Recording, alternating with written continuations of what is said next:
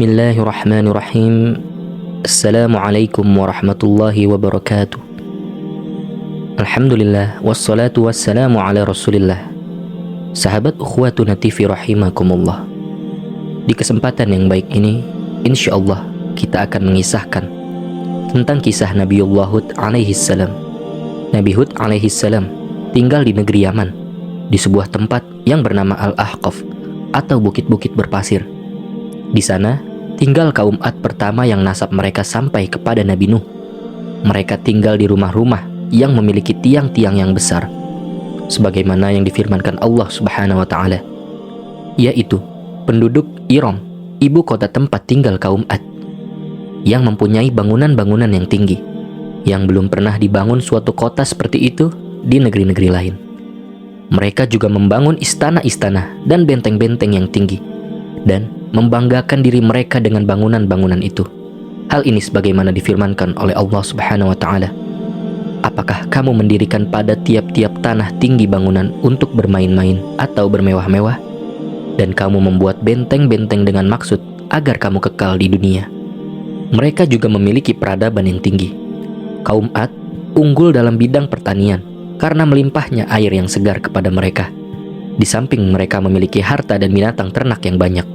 Tempat mereka ketika itu menjadi ladang yang subur dan hijau, penuh dengan kebun-kebun yang indah dan mata air. Allah Subhanahu wa Ta'ala juga mengaruniakan kepada mereka bentuk fisik yang berbeda dengan yang lain.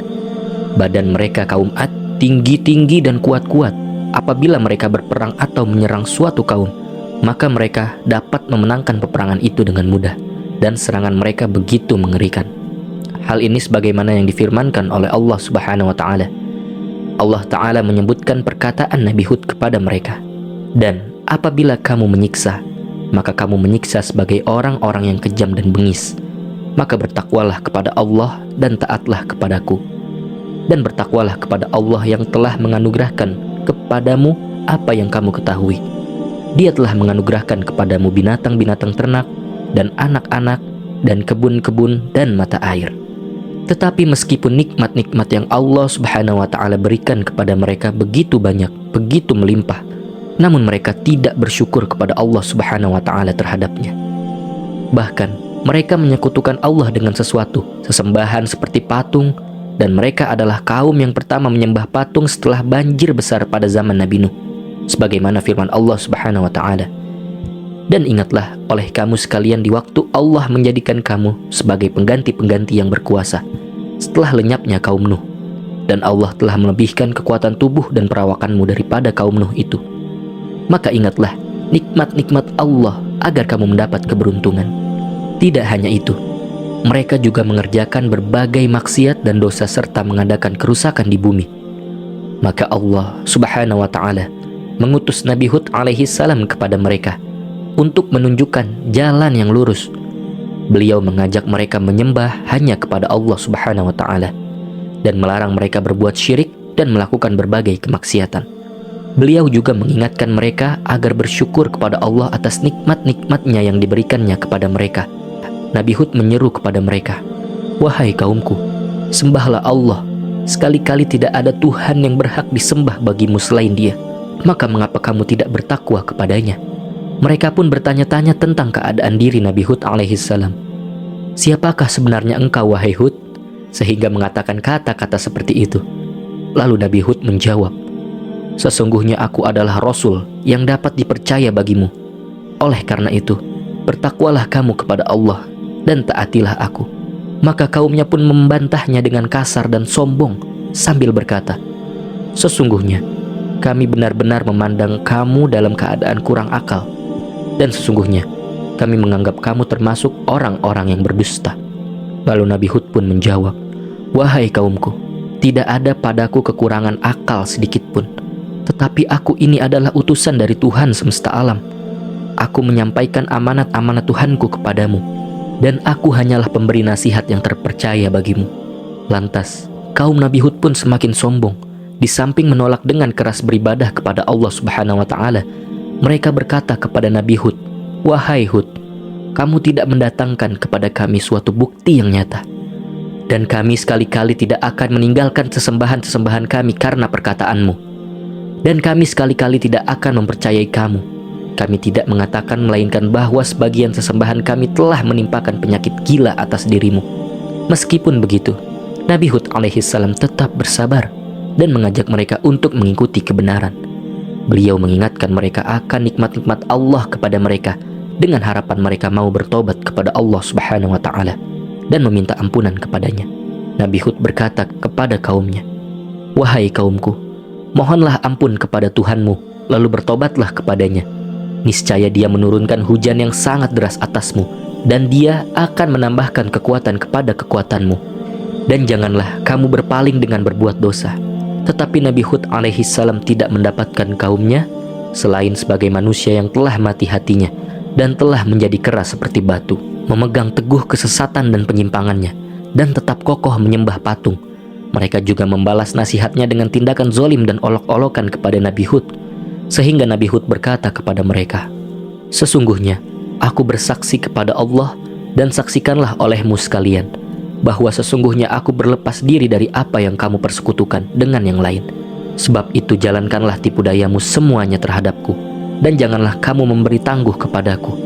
Sesungguhnya aku bertawakal kepada Allah, Tuhanku dan Tuhanmu. Tidak ada suatu binatang melata pun melainkan Dialah yang memegang ubun-ubunnya. Sesungguhnya Tuhanku di atas jalan yang lurus. Jika kamu berpaling, maka sesungguhnya aku telah menyampaikan kepadamu amanat yang aku diutus untuk menyampaikannya kepadamu. Dan Tuhanku akan mengganti kamu dengan kaum yang lain dari kamu, dan kamu tidak dapat membuat mudarat kepadanya sedikit pun. Sesungguhnya Tuhanku adalah Maha Pemelihara segala sesuatu."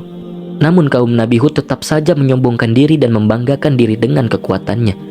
Dan mereka pun berkata kepada Nabi Hud dengan sombongnya, "Siapakah yang lebih kuat kekuatannya daripada kami?" Mereka juga mengolok-olok Nabi Hud dan meminta kepadanya agar disegerakan azab. Mereka pun berkata, "Maka datangkanlah azab yang kamu ancamkan kepada kami, jika kamu termasuk orang-orang yang benar." Lalu Nabi Hud pun menjawab, "Sungguh, sudah pasti kamu akan ditimpa azab dan kemarahan dari Tuhanmu. Apakah kamu sekalian hendak berbantah dengan aku tentang nama-nama berhala yang kamu beserta nenek moyangmu menamakannya? Padahal Allah sekali-kali tidak menurunkan hujjah untuk itu. Maka tunggulah azab itu. Sesungguhnya aku juga termasuk orang yang menunggu bersama kamu." Maka mulailah azab Allah datang kepada kaum Ad. Allah Subhanahu wa Ta'ala mengirimkan kepada mereka hawa yang panas, yang membuat sumur-sumur dan sungai-sungai menjadi kering. Tanaman dan buah-buahan menjadi mati. Hujan pun berhenti turun dalam waktu yang cukup lama. Lantas kemudian datang awan yang besar. Ketika kaum Ad melihatnya, mereka sangat gembira, dan mereka mengira bahwa mereka akan diberikan curahan hujan. Mereka berkata, "Inilah awan yang akan menurunkan hujan kepada kami." Kaum Ad mengira bahwa awan itu akan datang membawa kebaikan untuk mereka, menghilangkan haus dahaga mereka, memberi minum hewan-hewan mereka, dan menyirami kebun dan tanaman-tanaman mereka. Padahal tidak, awan itu datang membawa azab bagi mereka. Mereka pun ditimpa angin yang sangat kencang, yang terus menimpa mereka selama 7 malam 8 hari tanpa henti, yang membinasakan segala sesuatu yang ada di hadapannya, sehingga mereka semua binasa. Allah Subhanahu wa Ta'ala berfirman, "Maka ketika mereka melihat azab itu berupa awan yang menuju ke lembah-lembah mereka, berkatalah mereka, 'Inilah awan yang akan menurunkan hujan kepada kami.' Bukan, bahkan itulah azab yang kamu minta, yaitu angin yang mengandung azab yang pedih, yang menghancurkan segala sesuatu dengan perintah Tuhannya. Maka jadilah mereka, tidak ada yang kelihatan lagi kecuali bekas-bekas tempat tinggal mereka. Demikianlah kami memberi balasan kepada kaum yang berdosa." Dan Allah Subhanahu wa Ta'ala menyelamatkan Nabi Hud dan orang-orang yang beriman bersamanya. Allah Subhanahu wa Ta'ala berfirman, "Maka kami selamatkan Hud beserta orang-orang yang bersamanya dengan rahmat yang besar dari kami. Dan kami tumpas orang-orang yang mendustakan ayat-ayat kami, dan mereka bukanlah orang-orang yang beriman." Hud alaihissalam pun pergi bersama orang-orang yang beriman ke tempat yang lain, yang di sana mereka beribadah kepada Allah Subhanahu wa Ta'ala. Wallahu a'lam. Sampai sini saja kisah Nabi Hud alaihissalam. Semoga bermanfaat. Apabila ada salah dan khilaf, itu datangnya dari saya pribadi, dan jika pun benar, maka itu datangnya dari Allah Subhanahu wa Ta'ala. InsyaAllah di lain kesempatan kami akan membahas kisah-kisah Nabi yang lainnya. Wassalatu ala nabiyina Muhammad wa ala alihi wa sahbihi wa man wala. Assalamualaikum warahmatullahi wabarakatuh.